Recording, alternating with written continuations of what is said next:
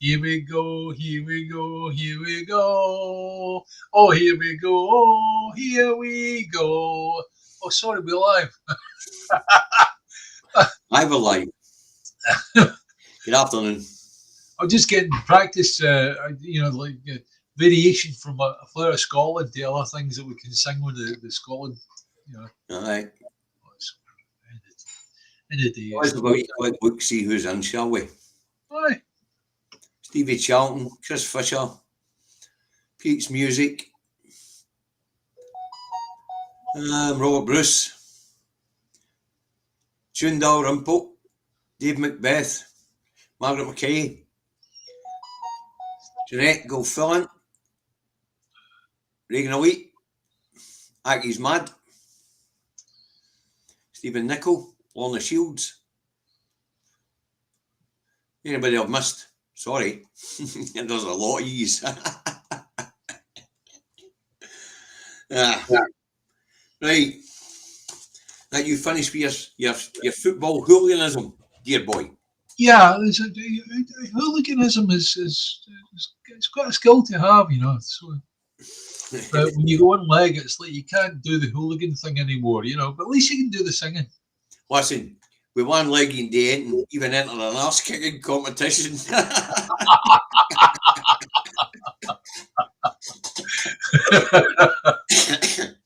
Right, that's enough of this nonsense. Let's go on, shall we? First up, folks, Thursday, First Minister's questions.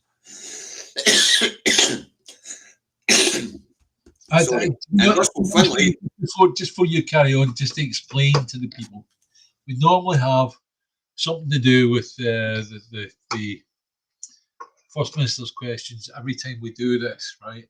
And I'll let David take lead in it because I would rather stick needles in my fucking eyes than watch First Minister's questions. Because why? Why we got First Minister's questions?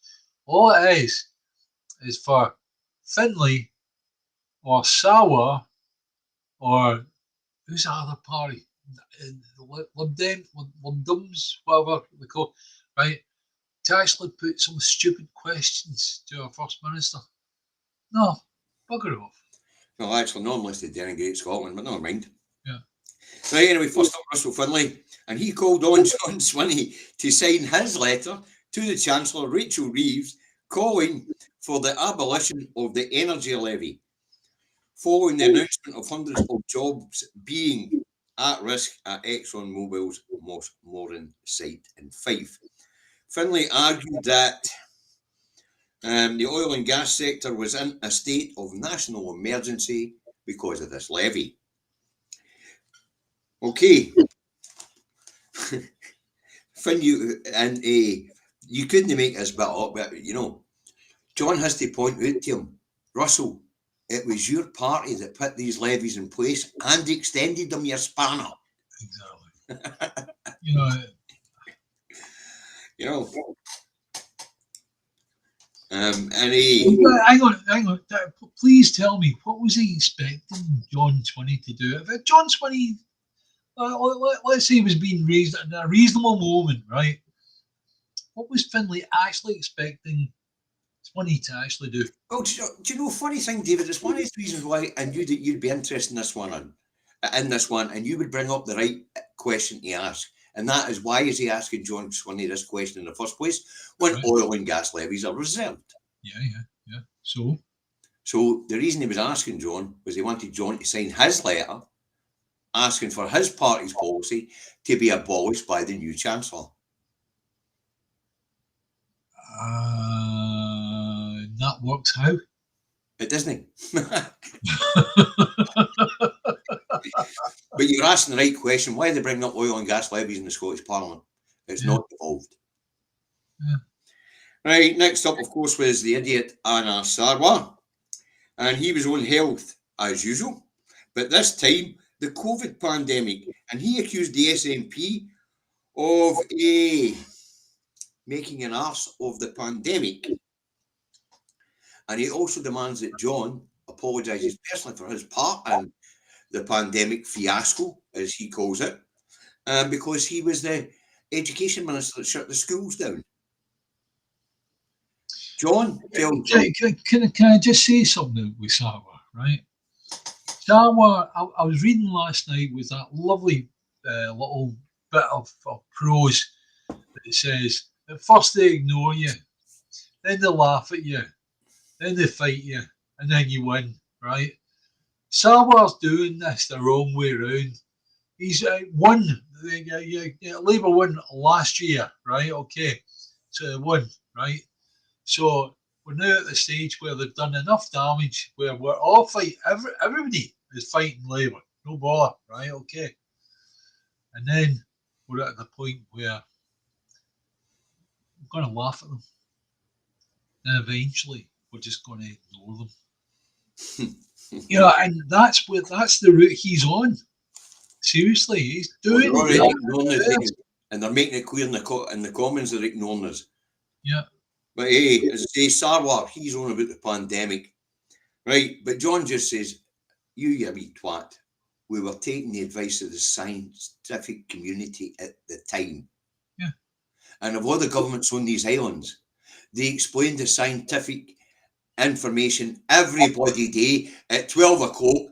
The First Minister go up and explain the science behind what they were doing as it was explained to her. Absolutely. In actual fact, believe it or not, I had people that were out at unions that I used to see, right? And even they were going, oh, Nicola Sturgeon's definitely pressed the right buttons, isn't she? I said, well, there you go. Tina, you're making very good point here. You think that the unionists deliberately mix up reserved and devolved powers to confuse the public. Yep, David and I have been saying that for a long time now. Absolutely. And in actual fact, I can even go further than that. When somebody is maybe watching the news and the news starts prattling on about the NHS is in bits, it's falling apart, blah, blah, blah. And the non-political people in Scotland go, oh, it's dreadful that is. The difference is they don't know that there is a English NHS, a Welsh, Irish, Northern Irish, and a Scottish NHS. And the Scottish NHS is outperforming all the rest of them, no bother at all. No, I'm not giving you that. The news don't bother telling you that it's the English NHS they're talking about. That's the point I was about to make. I'm not going to accept that the peoples don't know that they've got different NHSs. I just say it's deliberately they don't mention which NHS. David, honestly, man, it's like we know this happens. I know we know it happens, and I'm telling you why it happens, David. We know it, and we know they milk it, right? Simple as that. David, I agree with you that they will say NHS and no mention which country's NHS it is, because that gives them legality, that gives them a shield against legal challenge. So if the BBC say NHS in bits and they haven't said which NHS, if you're in Scotland and you challenge that report, they can say, we never said it was Scotland's NHS. Yeah, well, right, okay. We hear what you're saying, David, but in actual fact, I'm telling you how it is. I'm telling you how it is. They know what they're doing, and they fucking milk it. Of course they milk it. Right. But I'm telling you why they do it. It gives them legal protections. Forget legal protections, fucking propaganda. We know what it is, David, but there's a reason why they do it the way they do it. Right. In fact, Professor John Robertson back in 2004... David, do you want to know something there?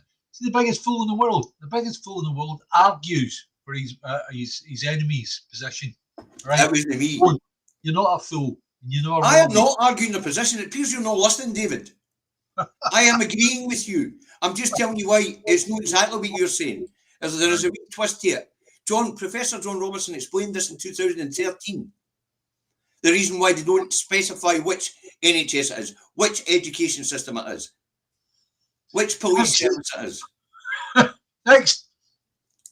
Right, next up was Ross Greer, and he was also going on the Moss Moran plan, right, for the Greens.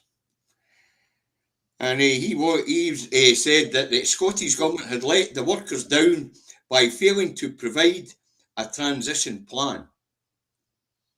Well, what the Green was in coalition, where's their transition plan? At the moment, there's a lot of lot of attacks going on from that direction. I know, but here's Right. the thing. The Greens, why haven't they got a transition plan? Yeah, I know the Greens are trying to score points against the SNP. Yes, but David, let's take it to their policies. Why don't the Greens have a transition plan for if they're moving away from oil and gas to renewables? They don't need to. They don't need to. No, that's not it, David. They don't want oil. No, They that's don't want oil and gas. End of David, story. we've explained in this programme umpteen times why there can't be a just transition. Yeah. Because there is no long-term sustainable jobs in renewables. Right. The renewables are not manpower intensive. Once you built a wind farm, it's only 6 or 7 people to run it. Oh, to be honest with you, Whereas when you build an oil rig, you need once- 1,000 once people to run it. once you build an oil rig and you drill the hole and you prove it, and it's just a case of pumping out the oil. So it's not labour intensive either. Once these things are going, 100 men a rig. yeah. That's labour intensive compared to renewables. Don't forget, I've been on a rig for quite a long period of time. It's like I know for a fact that it's not 100 men. Well, whatever it is, it's still labour intensive compared to 6. Well, I know. Remember, it's not just labour intensive that way. There's back end labour intensive with fossil fuels. Yeah. I mean, there's a fractionalisation, refining, as we call it, and then you've got transportation. So, I mean, fossil fuels are really, really labour intensive. But once you put in a renewable scheme, you don't need a lot of people who run it. Yeah. All the work's in the construction stage. The reason why there are no just transition plans from the Greens or the SNP or Labour is because they know the truth the same as we know the truth. The place where I see the real transition taking place is at the moment we've got wind farms. That wonderful, right? Wind farms can be either on land or at sea. But here's a really interesting one: the tidal generators, where they put these big propellers going under, yes. Right? Okay, that's more akin to the type of industry that the oil and gas industry was. So there's more chance of transitioning people to that, and that's a bit more labour intensive. However, each tidal generator produces more power than even a decent sized wind farm, not just a wind generator. We're talking about a wind farm, right? So therefore, it's a good idea to have a crew maybe dealing with like 2 or 3. The point I'm trying to make is policy-wise, you can't have a just transition because there just isn't as many people in the back end with renewables as what there is with fossil fuels. Don't know. I do, because you don't need so many people to maintain that grid. You don't need so many people to operate a wind farm as you need to operate, and you don't need any heavy haulage whatsoever to move the fuel around. So fossil fuel is much more manpower intensive. Renewables, once the installation's there is no more work to be done, except for maintaining it. Certainly you're right on the wind farm side, but on the tidal, I'm not sure. But they don't seem to be going for the tidal installations, David. There is. Seriously, I know there's a lot of work going ahead on that, and really that is the way forward, because what's going to happen is eventually your power is going to come from the bottom of the sea. Simple as that. Well, David, I'll tell you what, if it's the way forward, they haven't come to it yet, because onshore and offshore wind seems to be the thing at the moment. I do agree with you that tidal is definitely a better opportunity. Yes. And I have seen the assemblies you're talking about. I don't know how many men it takes to run them, but I have seen them. Well, the biggest problem at the moment is they haven't sorted out. But even that, David, think about it. Once they're in, even that's no as manpower as that's no as reliant on manpower as fossil fuels again. Because once the installation's there, you might need more people to work the installation, but you don't need any haulage, any fractionalisation or refining or anything like that at the back end. Yeah, well, the tidal problem at the moment is How do you deal with the barnacles? And Right, anyway, any bit of metal, because you put any bit of minutes metal, on First put Minister. any bit of metal into the water for a fine length of time, it's going to be covered in barnacles. Something like that. As I say, that particular sort of installation might be more labour intensive on board. Yeah. But there's no back end. Once it produces the electricity, it's straight down a wire and into the grid. Whereas with fossil fuels, you need to refine it and you need to haul it. You don't need to sell me on renewables. I think it's wonderful. Right. That's the end of First Ministers and renewables. Let's move on. We're back to Mossmoran, though. And the boss of Mossmoran, a plant, Mr. Greenwood, says that the problems for the plant are actually UK government policy driven. Now, he tells us what it is that plastic plants need to be successful. They need an abundance of ethane, right? Mm-hmm.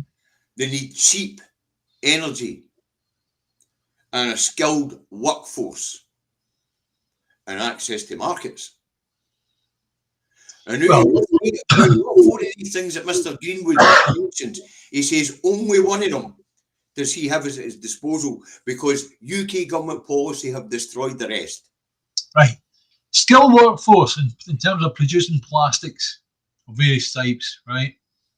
You don't require that right throughout the whole workforce. You only require it through your key workers, right? David, it's not the importance of it. It's the market. It's the policies that have ruined and shut this plant that he's talking about. The mechanics of how they make the plastics is not as important. But out of the four things he needs for a plastic plant to be successful, he says he only has one of the things that he needs available to him, and that's his workforce. He says the UK government have destroyed access to markets with Brexit. He says the UK government has let the big six energy companies rip the pish when it comes to electricity prices. Yeah. And he says no drilling anymore in the North Sea, which we don't really want them to do, means that he's having to buy ethane at a higher cost on the international markets. Well, who's saying that they're cutting off the drilling? Mr. Greenwood of ExxonMobil. Well, in actual fact, it's like where I see you the last wee while. David, put your lights back on, please, about half. Yeah, it's on. It's no. It's dark. Yeah. Oh, sorry. Alexa, coffee table on. That's better. Right, there you go. Sorry. It says the light was how I was on about. So, what was I going to say? Yeah. The last wee while, I've actually seen whereby they've been opening up wells, right? And this Rosebery one is going to Rosebank's going to open. Rosebank, right? We're already Clare's absolutely massive, right? So who are they shutting down? Is this just load of tosh? No, it isn't.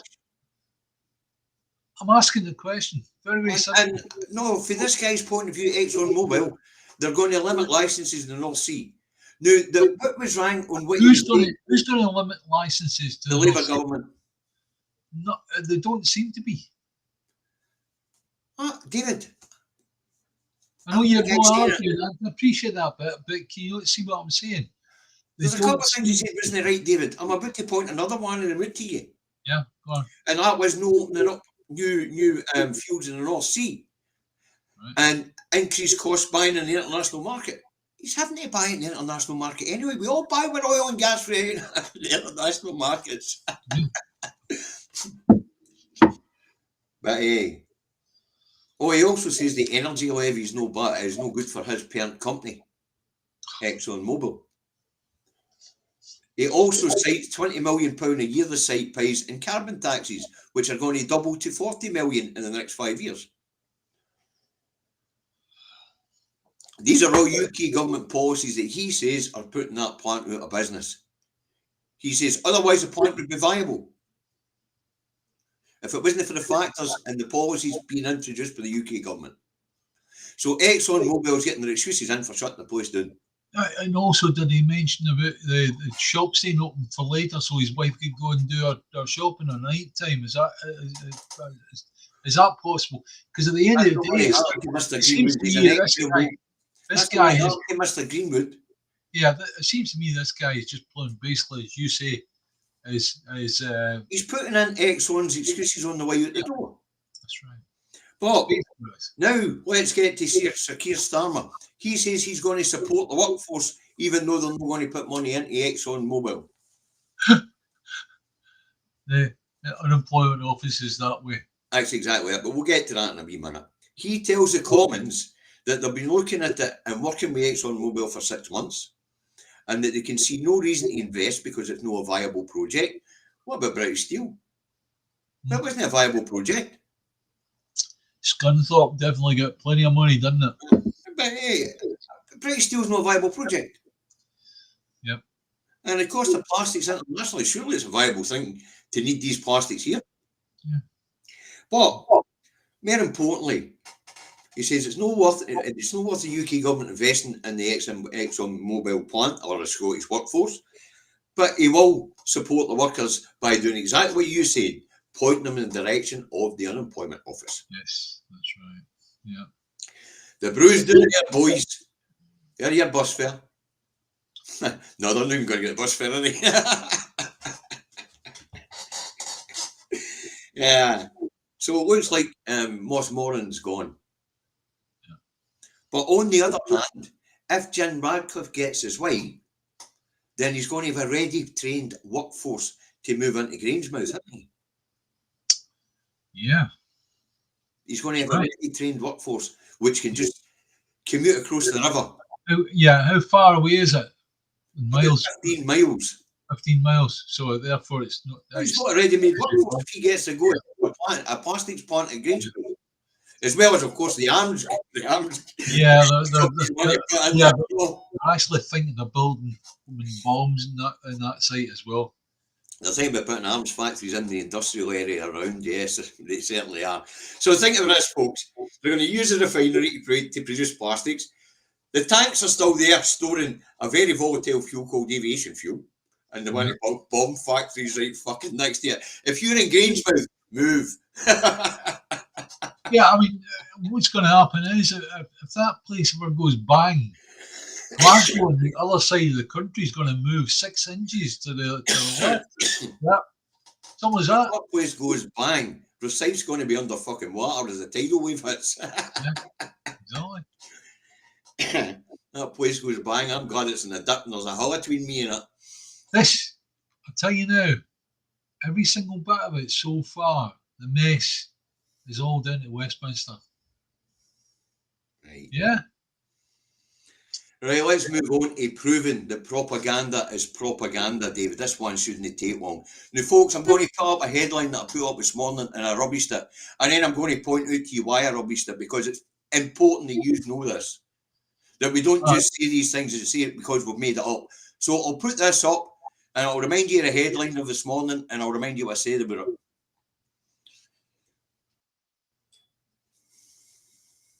Oh, yes. Yeah. Let's make it seeable. Now ditch your gas boiler or face a £15,000 fine. Now, I rubbished that this morning, dude. I said it was an outright lie, didn't I? Yeah. The reason I did that, folks, is this. It's because I already knew that a couple of days earlier, the Scottish Government had did this. So the Daily Fail was flat out lying to the people of Scotland. Oh, Christ, it's no seeable on that. They already knew. I'll change it back. They already knew. Scottish Government drops heat pump bills for second time. Do you know what date that article was in the BBC, folks? 2 days before today, the 18th. Yeah. We already knew that this story in the Daily Telegraph, the Daily Mail today, was an absolute outright contrived lie. Just while we're on that,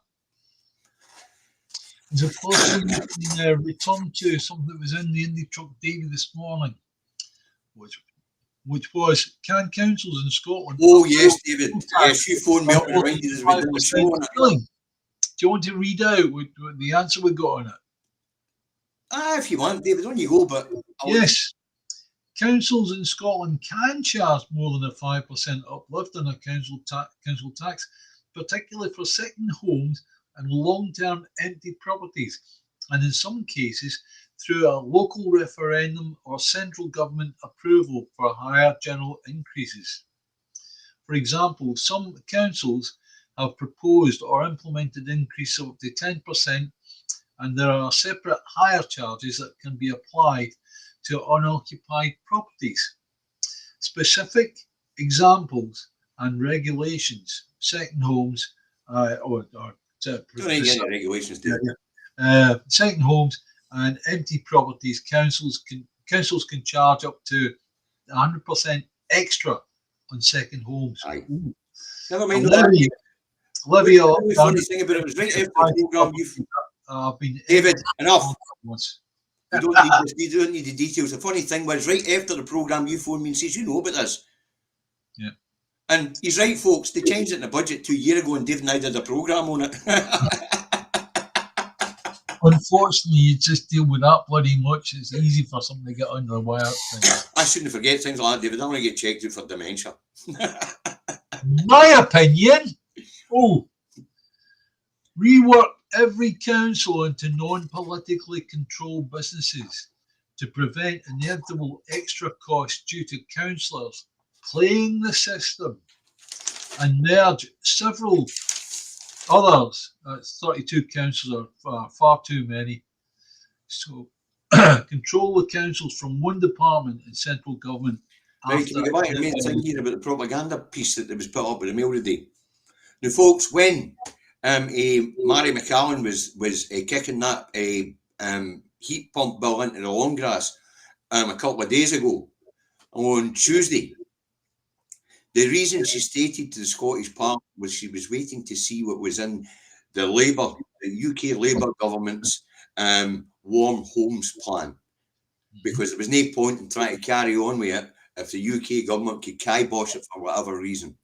So she did to avoid the Section 35 order, she'll wait and see what's in the UK's government's warm homes plan before they go ahead with the Scottish homes warm plans. May I answer something that's come up? Last Braveheart says, who are they going to charge on an empty property? The empty properties we're on about are whereby they are owned by someone who comes and lives in them only for a few days or a couple of weeks each year.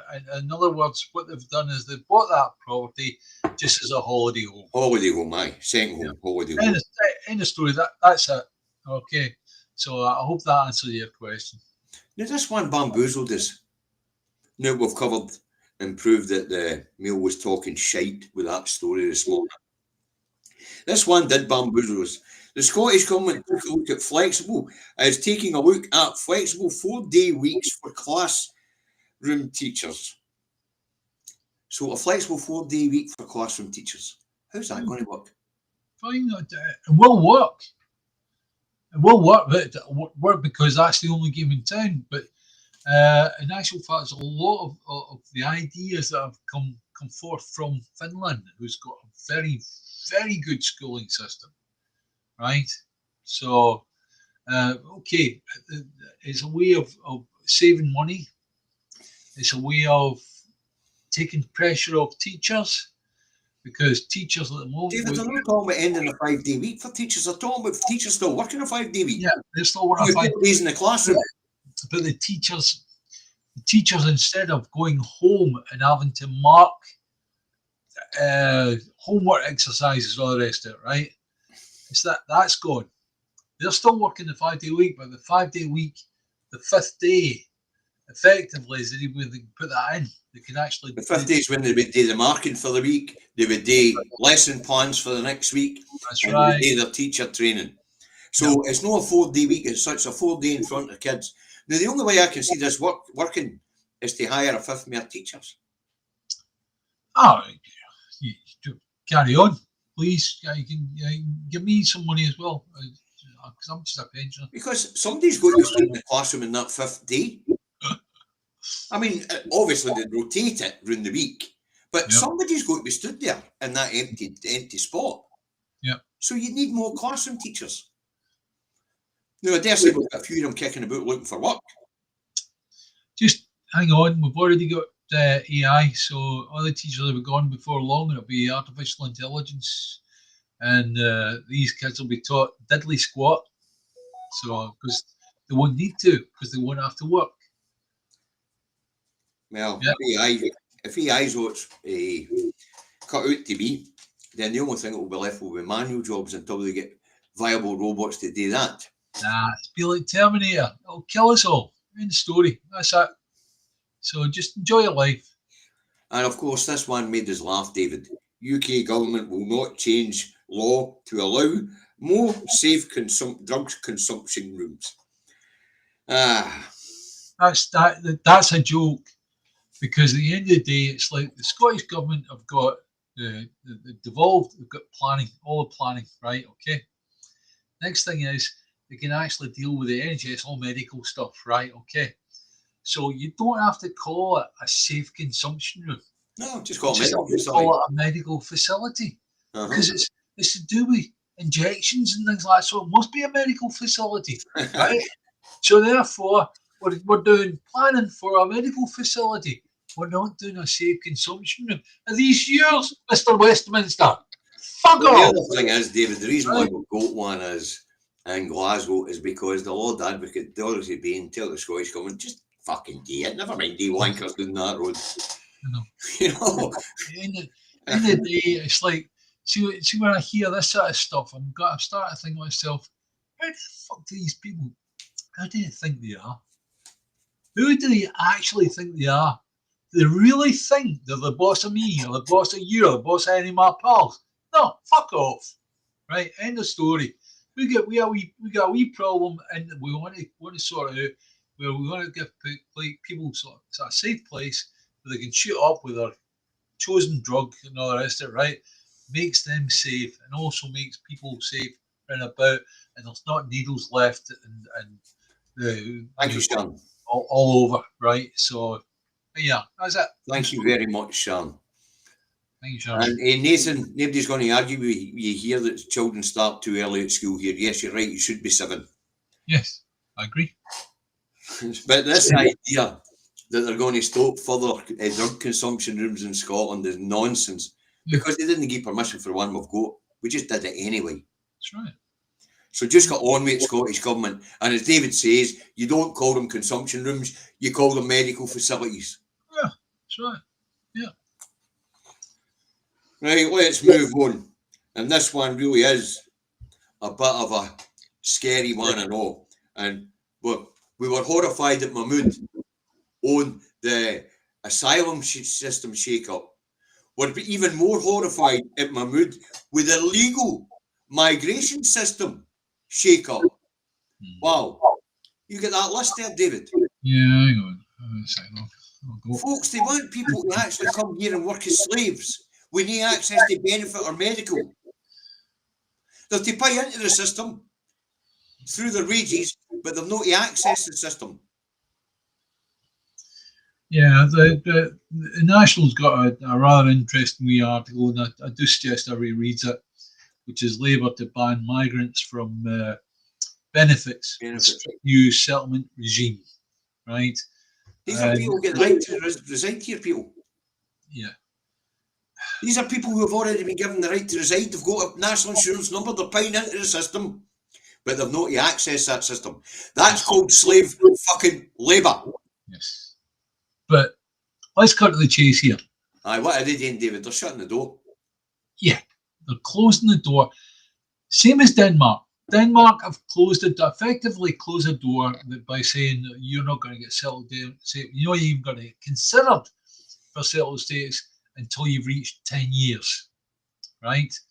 And what she's doing is she's going a little bit further, and she's saying, even when you're approaching those 10 years, if you're out of work and you're on the dole for a few months, then we're going to double the time, right? So at the end of the day, it's like they're trying to cut out anybody from coming to the UK. Something like that. Surely that's generous of you, but I'm very, very sorry to hear that you'll not be driving for 6 weeks because you broke your ankle. But we're grateful for the £10 for the food bank fund, mate. Thanks. And I hope your ankle heals well. Yeah, I hope your ankle heals well. Because we can't say we hope it heals quickly. It won't. You've been dealt 6 weeks. We just hope it heals well. Yeah. But folks, David, go on, give us a wee bit more of that, will you? Oh, fuck. No, don't bother. We'll just the nuts and bolts it is, folks. It's down to the fact of stopping people from coming to this place. You're going to make a place unattractive for people. We need 1 million people. And sorry, the whole of the UK requires 1 million people, right? A year. A year, right? If you imagine that Scotland is 1/3 the size, talking about area, right, of the UK, then we need 1/3 of 1 million people per year in Scotland. We need to get the population to where it should be, David. Yeah. We've got fertile hills and glens where there should be towns and fucking cities. Correct. Absolutely right. What caused that? The clearances. Correct. When did the clearances finish? In the 1800s. In actual fact, the last clearance was like 19... the 70s with the cheap boat tickets to Australia and Canada. Right. Yeah. Aye. But as I say, this is horrifying, folks. People who are actually here at the moment have been paid into the system under this new scheme won't be able to access benefits anymore. Yeah. And it's no that they would be excluded from the new rules because they were here before. That's not what she's thinking about. She's thinking about, yeah, you're not getting it. Yeah. But David's right. They're shutting the door. Who's going to come here? Pay tax, national insurance, insurance for health, insurance to make sure that you've got money if you're off your work ill. Yeah. Nah, they're not doing it, people. They're just no. So what they're doing is basically shutting the door. David's right. We need a net migration of 1 million a year. That means we need 1.5 million coming in. Because there's 500,000 a year fleeing or going elsewhere to work, whatever you want to call it. Yeah. So that means we need 1.5 million coming in just to get that 1 million a year we need. There's also a lot that actually do achieve settled status or whatever, and then usually what they do is they move to Canada or America or whatever, right? And maybe in that cases that was their initial goal. Aye. Well, you've got a point here. The clearances are ongoing, but at this point in time, they're not concentrating on us or the Irish or the Welsh. They're concentrating on people with brown skin. Yeah, that's right. Right. This one made us laugh, David, and this is mere propaganda, folks. Reds under the bed stuff. Russian spy ship pointed the laser at RAF. Where's that? Where's that? Is a Russian boat somewhere parked at, where is it? Liverpool. That's too close to Glasgow, that is. Aye. Liverpool. Folks, if you remember, there was a story in 2014 about the Russians trying to help us and break away from the UK. And there was a Russian ship in Liverpool, but that's nothing, folks. Russian ships are regularly in Scottish waters, and they're there to restock, refuel, and repair. Shall we put it up, David? No, let me just put something through, right? Okay. At one point, we went war with Argentina, right? And I remember that I worked. I was a telephone engineer. I was a trainee to do telephone, putting telephones onto boats in the Scott Lithgow dockyard, right? And I remember seeing two dry docks. One dry dock with this huge Polaris submarine, right? And then next to it was the Argentinian submarine. It looked like a U-boat. It was tiny compared to this one. It was like a wee model boat next to this big Polaris sub. We get boats in from everywhere, military boats in from everywhere. We're not a war footing with Russia. No, we aren't. But more importantly, David, the reason why these stories of Reds under the beds and Russian boats in our waters is bollocks, we'll put it up. And we asked the question, and we decided to take a wee bit of AI's advice, and then we looked a wee bit further. But let's see what the AI's go to say. Russian spy ships. No, that's not it. Where is it? Oh, yeah, didn't that say hide under your bed? I forget that. Yeah, anyway. No, it was the one about Russian warships in Scottish waters.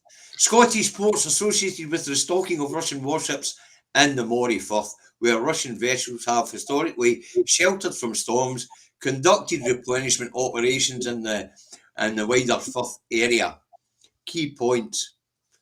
Moray has been a recurring location where Russian warships and support vessels, including tankers, have taken shelter from stormy weather and performed replenishment operations, refueling at sea, not necessarily.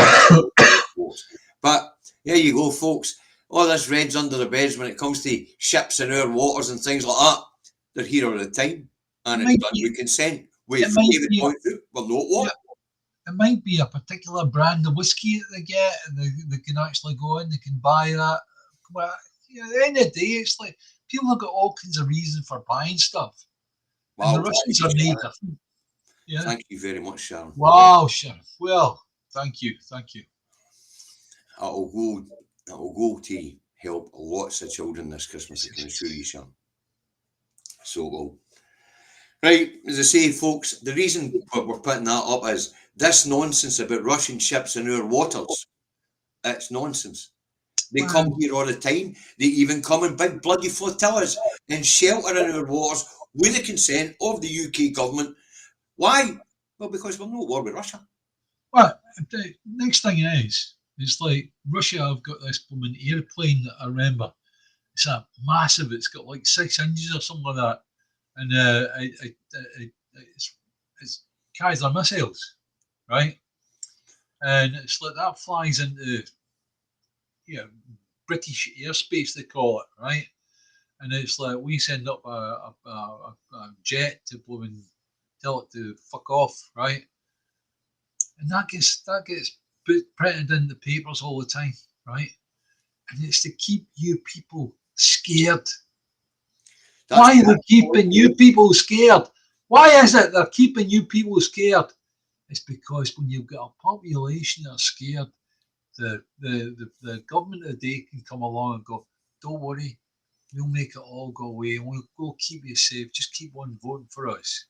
Fuck off, Westminster. As I say, the point is, folks, see when they talk about this crap, Russian incursion into UK wars and things like that, it's bollocks. Yeah.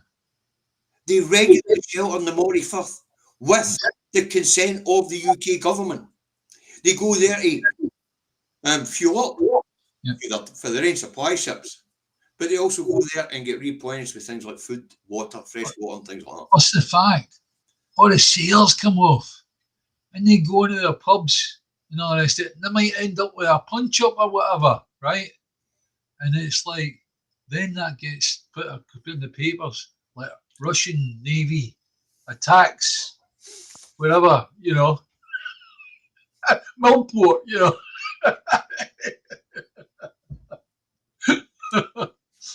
Okay. Right. At the end of the day, guys. The Russian spy ship and laser stuff is nonsense. Right, next move up. And it would appear that Andy Burnham's threat to have a go at Starmer isn't off the table, as Clive Lewis offers to stand down to give Burnham a crack at overthrowing Starmer. Well, I've got news that says that Clive Lewis has already changed his mind. So you were I watched him. I seen the interview where he said he would stand aside to. Yeah, he's changed his mind. He's obviously thought twice about getting about 90 grand a year. That's it. Aye, maybe. Or maybe the job offer he was having coming up didn't come up, eh? No, but the thing is, it doesn't matter. We know fine well that any MP that's got a job offer and everywhere else, they just take it and do it anyway. They still don't Yeah, get that's true, their aye. wages anyway. You know what I mean? Aye, So, that's true. look at David Lammy. He worked for LBS, the radio station, right? And LBC. LBC, sorry. And he was getting what, 100 grand for that? That's fine.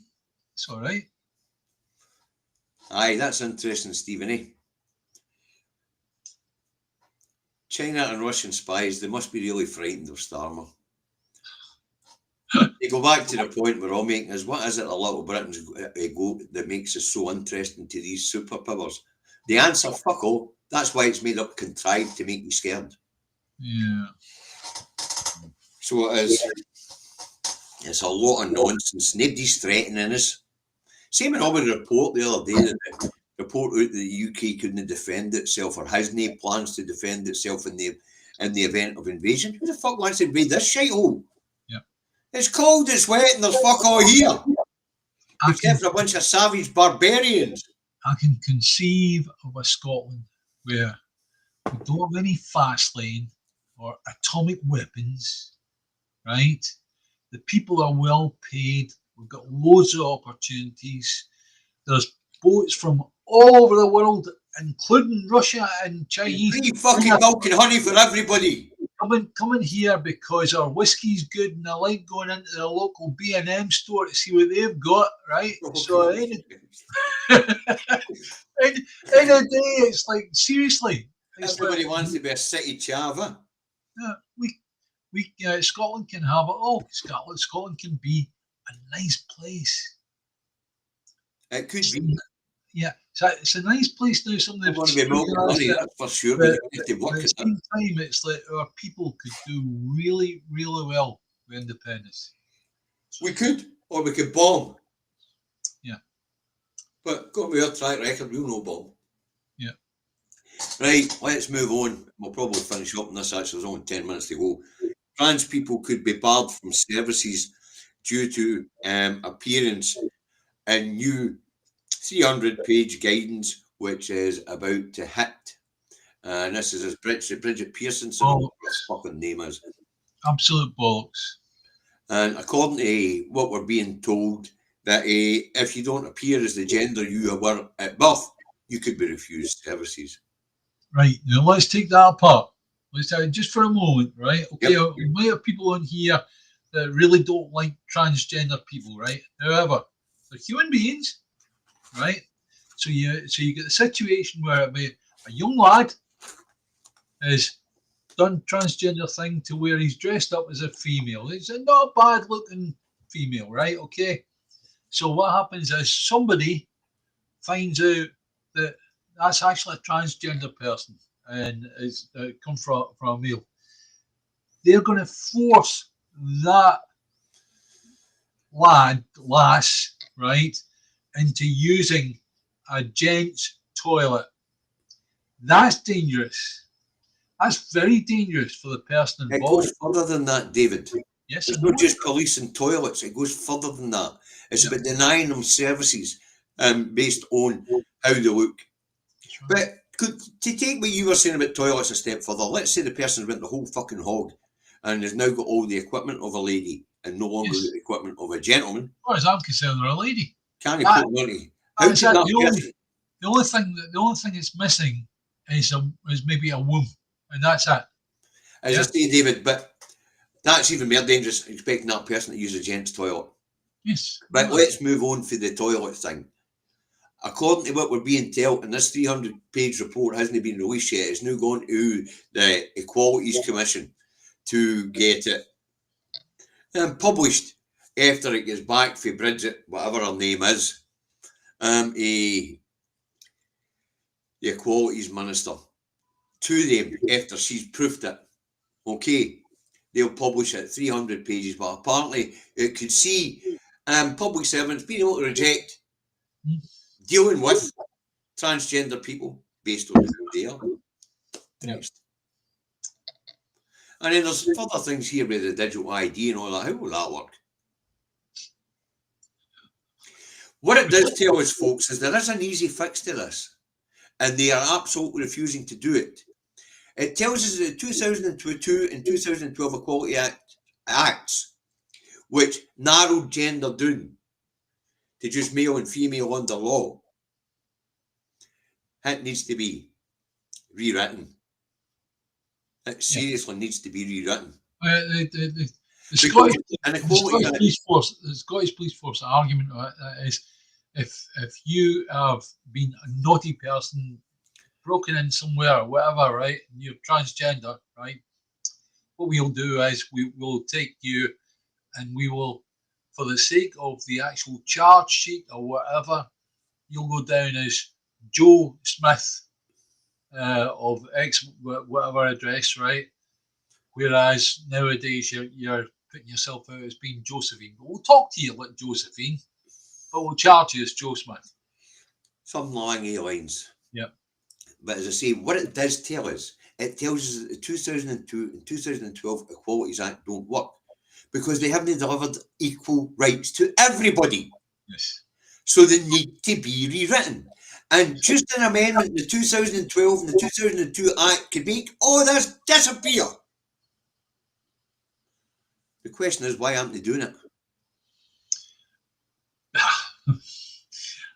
I could give you loads of reasons for that, David. Laziness, can't be asked. Somebody else's problem. It's electronic. It's electorally advantageous to them. Is it? I don't know, but I mean that must be what drives them. That's what drives politicians and everything else. Money and political leverage. Money and political expediency. I don't know. But the thing is, David, what this whole thing tells us from the very start, when the Scottish government and the Scottish Parliament try to change the rules here in Scotland to where we are today, the one thing that it does tell us is that the UK Equalities Act 2002 and 2012 do not work. Yeah. Okay. Because no everybody's got equal rights under that fucking act. Yeah. And you can't have an Equalities Act that excludes people. And therefore the answer is? Independence. Hey, say it again. Independence. And say it one more time. No, I'll let you do it. Anyway, as I say, the big problem is these two acts just don't fucking work. It would be easily sorted, easily amended, but instead we've got a culture war going on. Yeah. And the question we've got to ask is, why don't they fix it so this culture war disappears? The answer is, it's giving them political leverage, political advantage, and no doubt somebody's bunging the fuckers along the way. Yeah. And it helps with divide and conquer because the state is frightened. The state's very frightened. Society's breaking down. Social cohesion in England is disintegrating. I mean, Westminster is an immense power vacuum. It really is. And I have heard that Starmer, apart from the odd time he turns up for Prime Minister's questions, the odd time, right? They can't find the bastard. He's doing a body swap. Starmer? Aye. I was looking around. Tell me there's a toilet block in that park out there where the Rent boys hang out. What do you do? I fucking like, I'm a free citizen. I live in Scotland. I don't live in England where my right to say what I want's been shut down. I also get to protest up here without risk of arrest. You know, or being told my noisy protest means my protest is not allowed. None of that shit applies here, David. And if I want to say Starmer's got a penchant for rent boys, then I fucking will.